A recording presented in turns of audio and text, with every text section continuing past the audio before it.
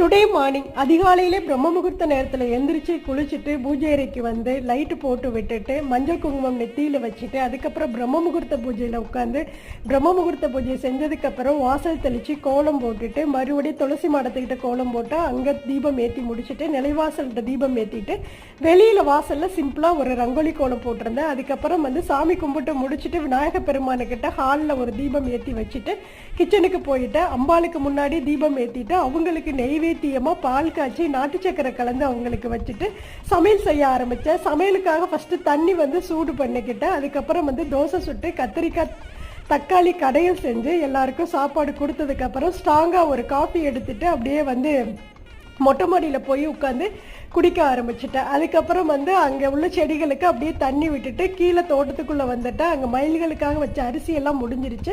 அவங்களுக்கு அரிசி எல்லாம் வச்சு முடிச்சுட்டேன். இதோட லாங் வீடியோ அடுத்து நம்ம சேனல்